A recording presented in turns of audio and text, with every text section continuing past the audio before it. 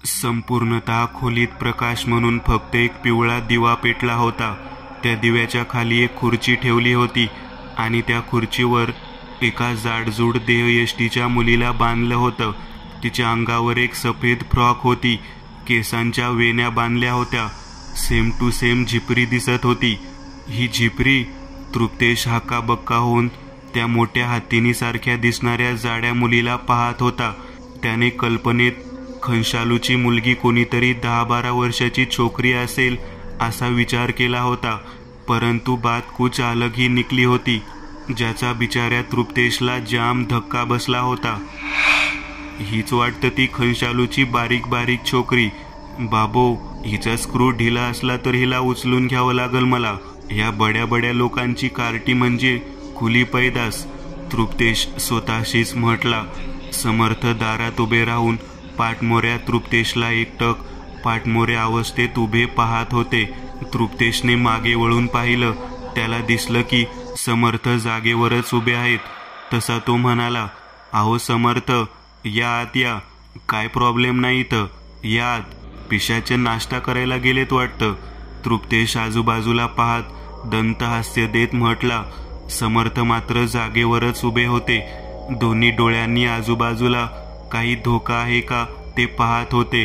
परंतु तसं काहीही आढळून आलं नाही. सर्व काही ठीकठाक आहे हे पाहून समर्थही दरवाजातून आत आले. तो एक भलं मोठं हॉल असावा, अंधारलेला हॉल, कारण तिथे जमलेल्या अंधाराच्या खोलीला अंत नव्हता. तो दूर दूरपर्यंत पसरला होता. न जाणे आत त्या अंधारात कोणी दबा धरून बसला असेल तरी पत्ता लागायचा नाही. तृप्तेश चालत त्या मुलीपाशी आला. त्याला पाहताच ती जाडमटोल झिपरी घाबरली. खुर्चीत मागे सरली. घाबरू नकोस. तृप्तेशने आपल्या हाताची तर्जनी तिच्या ओठांवर ठेवली. धीर देत म्हटला, आम्ही तुझ्या पप्पाकडून आलो आहोत. तुला वाचवायला आलो आहोत. तृप्तेशने तिच्या तोंडातला गोळा काढला. पण तुम्ही तर पिशाच्चे आहात. तोंड उघडताच ती मुलगी म्हटली, आम्ही सिरिंज घेतली आहे. तृप्तेश हळूच पुटपुटत म्हणाला. समर्थांनी अंधारात आजूबाजूला पाहायला सुरुवात केली. तो जरा दूर अंधारात त्यांना असा भास झाला की 2 सावल्या तिथून वेगानं हल्ल्या आहेत. जागा बदलली आहे. तृप्तेशने त्या मुलीचे हातपाय सोडले. तिचा एक हात हाती घेतला. कसं तरी तिला खुर्चीतून उठवलं. तेवढ्या 5 सेकंदात त्याची चांगलीच दमछाक झाली. चला, तृप्तेश पटकन म्हटला. तोच धाड असा आवाज होत खोलीचा दरवाजा बंद झाला आणि त्या दरवाजासमोर 2 सावल्या हाताची घडी घालून वाट अडवून उभ्या राहिल्या.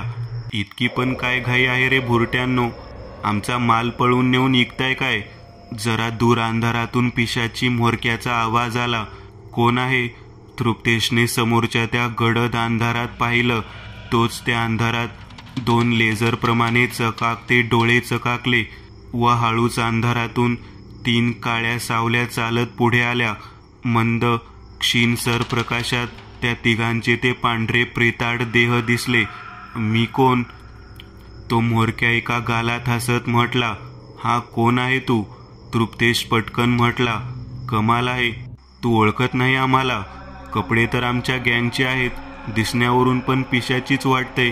तरी मी कोण माहिती नाही. त्या म्होरक्याने प्रश्नार्थक नजरेने समर्थ आणि तृप्तेशकडे पाहिलं. दोघांच्याही चेहऱ्यावर गांगारल्यासारखे भाव पसरले होते. कोण आहात तुम्ही? कुठून आला आहात? त्या म्होरक्याच्या त्या वाक्यावर तृप्तेशने औंढा गिळत समर्थांकडे पाहिलं. ए चंदर, हे दोघे नक्कीच भुरटे आहेत. त्या पोरीला आपल्याकडे घेऊन ये आणि याची तपासणी करा. त्या म्होरक्याने संशयित नजरेने समर्थांकडे पाहिलं. समर्थांची ती नजर त्या म्होरक्याला बोचत होती. म्होरक्याच्या डाव्या बाजूला उभा चंदर पिशाची चालत पुढे निघून आला. तृप्तेश जवळ आला. त्याने त्या मुलीचा डावा हात हातात धरला. इकडे तृप्तेशने घड्याळात वेळ पाहिली. 7:52 झाली होती. चंदरने त्या मुलीचा हात हातात धरला.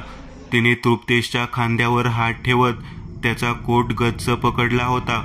तिला तृप्तेशमध्ये एक सुटकेचा अंश दिसत होता.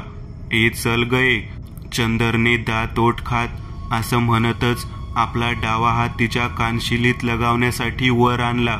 त्या मुलीने भीतच आपला चेहरा वळवला, खाली आणला, दोन्ही डोळे गच्च मिटले आणि तेवढ्यात त्या क्षणाला तिच्या बंद डोळ्यानाड एक ज्वलंत तपकिरी रंगाचा प्रकाश 2 सेकंदासाठी चमकला. कानसुळ्यांवर धाड असा बंदुकीच्या नळीतून गोळी फायर झाल्याचा आवाज पडला. तिचं सर्व शरीर कानसुळ्या गरम झाल्यागत शहारलं. तिचा हात ज्या पिशाच्याने धरला होता त्या हाताची पकड हलकेत सुटली गेली. हळूच त्या मुलीने आपले डोळे उघडले. त्या क्षणी चंदरचं निष्प्राण देह खाली जमिनीवर कोसळलं. त्याच्या छातडाला एक भगदाड पडलं होतं. त्या भगदाडातून काळशार रक्त बाहेर पडत होतं व तृप्तेशचा हात सरळ धरला होता व त्या हातात काळ्या रंगाचं जुन्या मॉडेलचं रिव्हॉल्वर पकडलं होतं. त्या पिस्तुलाच्या नळीतून सफेद रंगाचा धूर मंद गतीने बाहेर पडत होता. म्होरक्यासहित त्याच्या त्या सर्व पिशाच्यांचे भीतीने डोळे विस्फारले होते. तोंडाचा आ वासला होता. तू काय केलं हे? तू आपल्या भावकीचे नियम विसरला का? कोणीही पिशाच्या आपल्या पिशाच्या बंधूंना मारणार नाही म्हणून, आणि तू चंदरला मारला. तो म्होरक्या वाचा बसल्यागत म्हटला. अरे चिवत्या, तुमची भावकी तुमच्यात, आम्ही तर भुरटे आहोत. तृप्तेश जरासा हसला आणि तेवढ्यात त्याने विजेच्या चपळाईने हालचाल केली. हातात असलेल्या जुनाट रिव्हॉल्वरचं बोल्ट पटकन मागे घेतलं. या झालेल्या क्रियेत नजरेआड काही ठराविक क्रिया घडली होती. रिव्हॉल्वर मधल्या मॅगझिनमध्ये असलेल्या 6 गोळ्यांच्या चेंबरमधून सर्वात वरची गोळी नळीत येऊन फिट बसली होती. तृप्तेशने पटकन ट्रिगर दाबला. फायरिंग पिनची टोक वेगाने गोळीच्या मागील बाजूस प्रायमरवर आदळली. तसंच त्याच क्षणाला गोळीमध्ये जमा असलेली सुरसुरीचं अणुरेणू मिळाले जात. एक ठिणगी उडाली जात वनव्यासारखी पेटून उठली.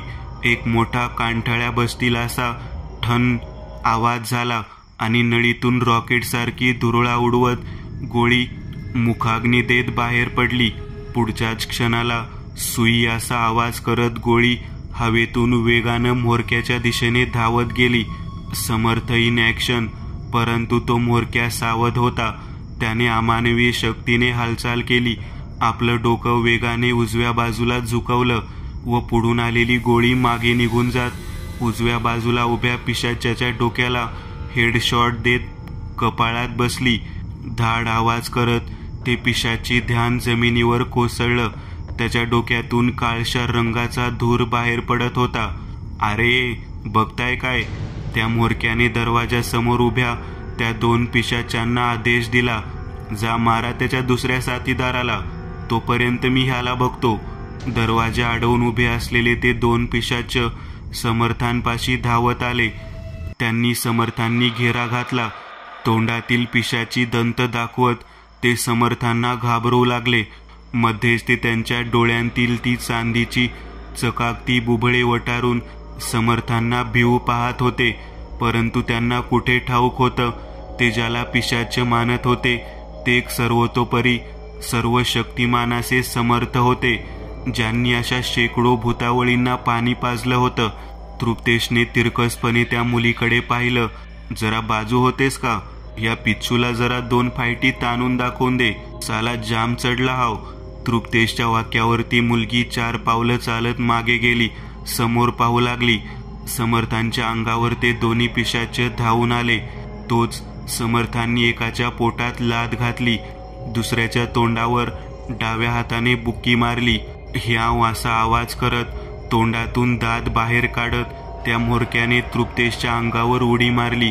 तृप्तेश जरा बाजूला झाला तसा तो म्होरक्या हवेतून जमिनीवर आला. तृप्तेशने उजव्या हाताची मूठ आवळत पिशाची म्होरक्याच्या एका गालावर टोळा आणला. फट आवाज करत 32शीचं हाड तुटलं. तोंड एका झटक्यात लकवा मारल्यागत वाकडं झालं. तृप्तेशने घड्याळात वेळ पाहिलं. 7:55 झाली होती. फक्त 5 मिनिटे उर्वरित शिल्लक होती. तृप्तेशने म्होरक्याची कॉलर हातात पकडली. पुन्हा त्याच्या गालावर पंच बसवणार तोच त्या पिशाच्याने तृप्तेशचा गळा धरला. अलगद त्याला वर हवेत उचललं. तसंच 4 पावलं चालत पुढे गेला व समोर खाली असलेल्या लाकडी खुर्चीवर तृप्तेशला पाठीवर आदळलं. खाड असा आवाज होत खुर्चीच्या चिरफाळ्या उडाल्या. तृप्तेशचं पाठीच्या हाडाला जरासा मार बसला. त्याला उठता येईना. समर्थांनी आपल्या उजव्या हातातल्या रुद्राक्ष कड्याला काढत बोटांमध्ये अडकवत धरलं. समोरून 2 पिशाच तोंडातले टोकदार सुईसारखे दात दाखवत त्यांच्यावर हल्ला करायला आले. तोच समर्थांनी उजव्या हाताची मूठ मागे नेली व तिप्पट वेगाने पुढे आणत एका पिशाच्याच्या छाताडावर मारली. समर्थांच्या हातात असलेले रुद्राक्ष शिवअंश होते. त्यात दैवी शक्तीचा अंश होता. त्या शक्तीचा स्पर्श जसा त्या पिशाची अशुद्ध देहाला झाला ते कडे विस्तवासारखे तापून उठले. अलगद प्लास्टिकच्या पिशवीतून पार व्हावे तसे त्या पिशाच्याच्या छाताडाला धडधडता हृदय फाडत आरपार निघून जात पाठीतून बाहेर पडले. त्या पिशाच्याचा मुखाचा आवासला.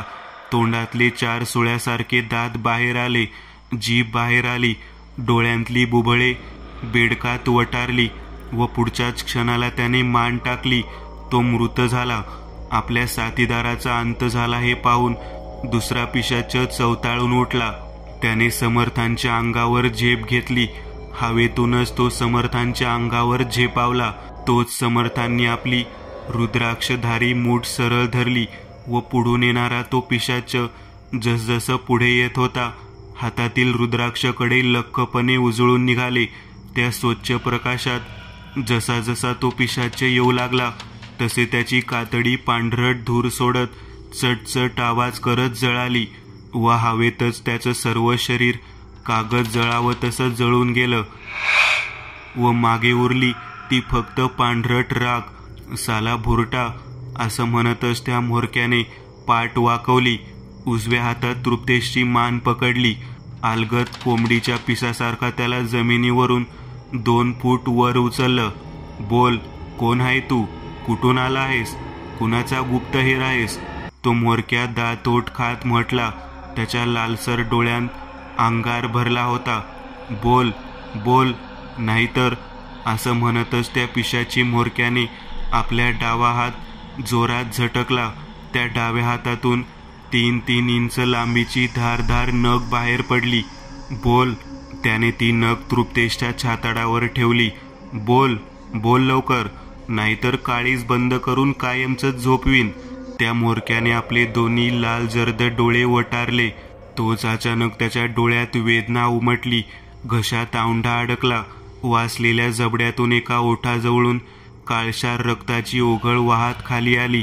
त्या म्होरक्याच्या मुखातून वेदनादायक उसासा बाहेर पडला. त्याच्या लाल डोळ्यांच्या कडा हळूहळू खाली आल्या. छातीच्या भागावर खिळल्या. त्याच्या छाताडातून एक 5 बोटांचा पंजा बाहेर आला होता.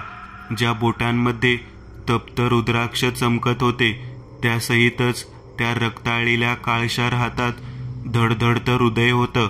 ज्या हृदयाला वेगवेगळ्या लाल, निळ्या, पिवळसर नसा चिकटल्या होत्या. सपक असा आवाज झाला व तो हात वेगाने धडधडतं हृदय सोबत घेऊन जात मागे निघून गेला. ते समर्थ होते.